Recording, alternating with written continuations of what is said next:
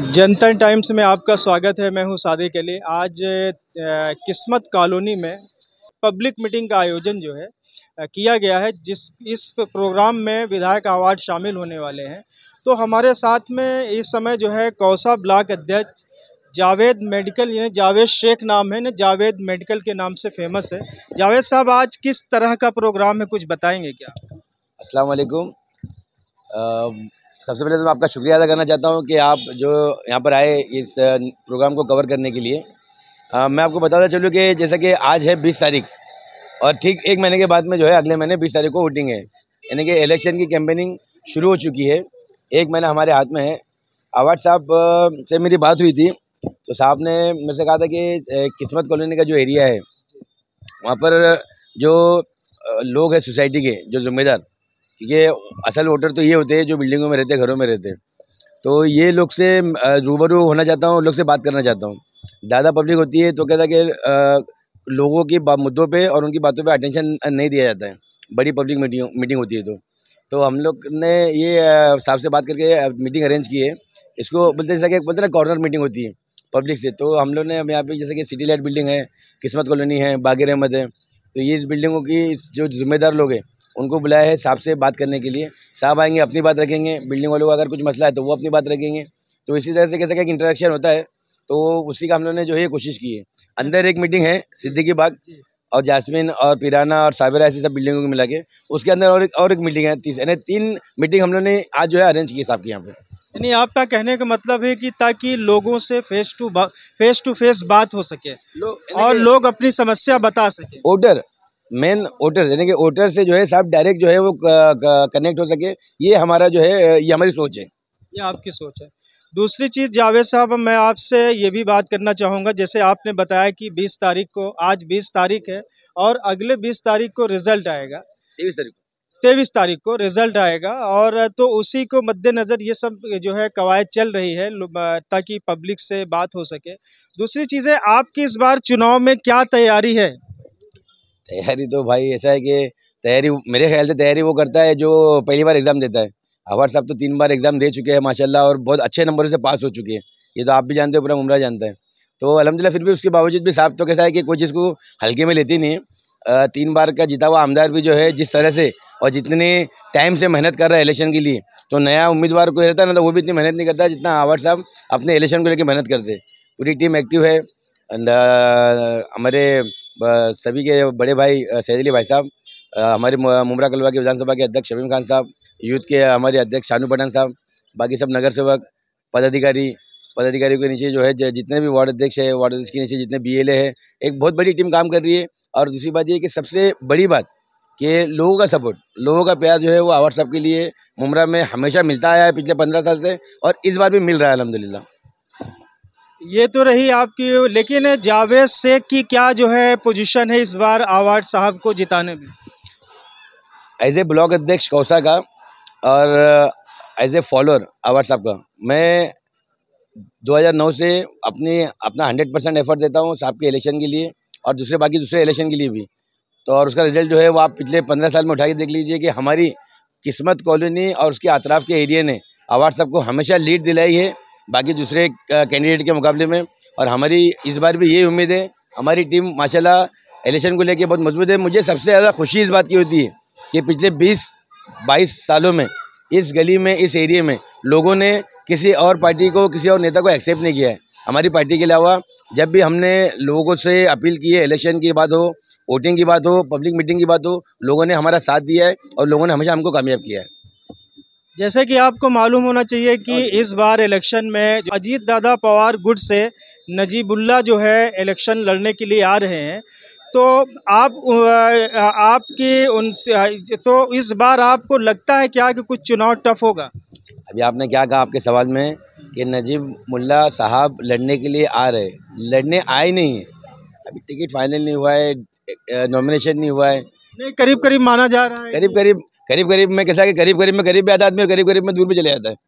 तो कैसा कि वो उसके लिए भी इलेक्शन का टाइम है, कैंपेनिंग है, और भी लोग कैंडिडेट है। देखो ऐसा है कि ये डेमोक्रेसी है, सबको अपना अपना हक है फॉर्म भरने का, इलेक्शन लड़ने का। नजीब भाई अगर नहीं आएंगे तो कोई और आएगा, कोई और नहीं आएंगे तो नजीब भाई आएंगे। लड़ना तो है इलेक्शन और जीतना है इंशाल्लाह। नहीं तो क्या आप मानते हैं कि इस बार अपोजिशन बहुत मजबूत आ रहा है? अपोजिशन मजबूत हो तो ही मजा आता है काम करने का, कार्यकर्ता को भी और नेता को भी। अपोजिशन अगर मजबूत ना हो तो ना कार्यकर्ता को मजा आता है और ना ही नेता को मजा आता है। तो हम तो चाहते हैं कि अपोजिशन मजबूत रहे। हर अच्छे हेल्थी डेमोक्रेसी के लिए अपोजिशन मजबूत होना जरूरी है, ये हमारा मानना है हमेशा से। तो इस बार चुनाव जो है त्रिकोणी होगा क्या? नहीं, कोई एक कोनी होगा, जितेंद्र आव्हाड।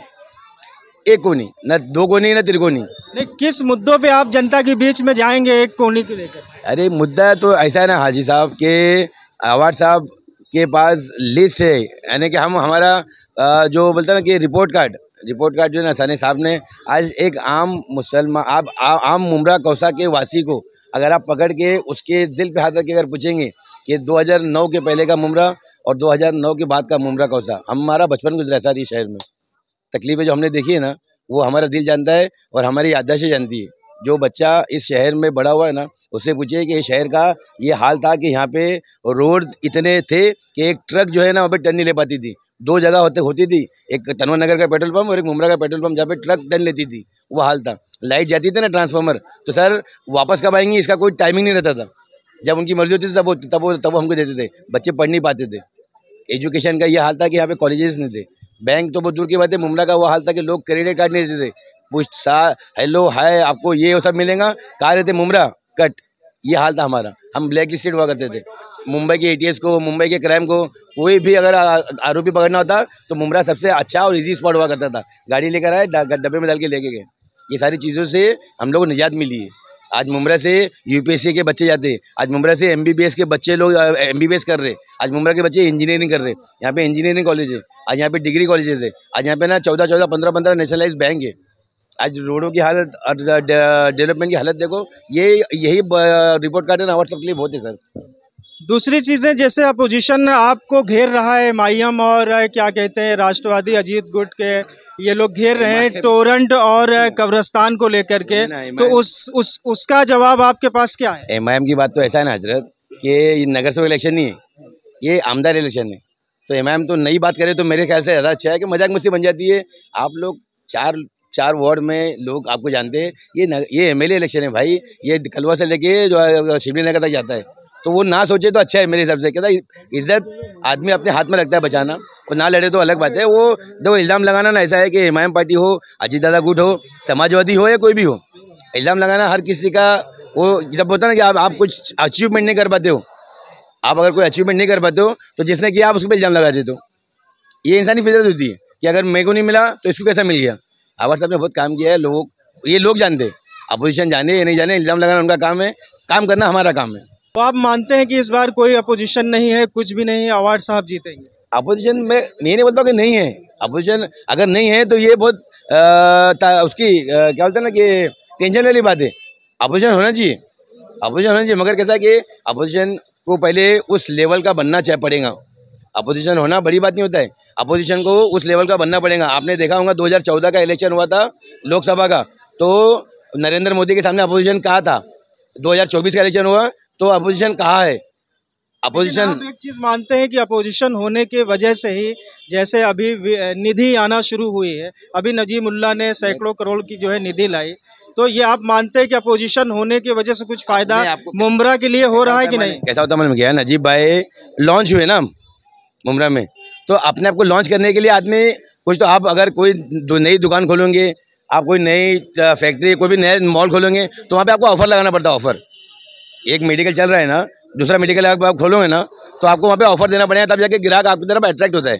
तो ये जो निधि फंड अजीत दादा का, चीफ मिनिस्टर का और नरेंद्र मोदी का ये फंड जो है ना, ये एक तरह का अट्रैक्शन है लोगों के लिए। नहीं मानते हैं कि अच्छा है या नहीं? अच्छी बात है, भला तो मुमरा वालों का हो रहा है। हम तो ये चाहते हैं कि ये काम श्रीकांत शिंदे करे, एकनाथ शिंदे करे, आवाड साहब करे या कोई भी करे, काम होना चाहिए। क्योंकि अगर आप हमारे एमपी है, आप हमारे एमएलए है, तो आपका ये हक बनता है कि यहाँ के लोगों का भला करें।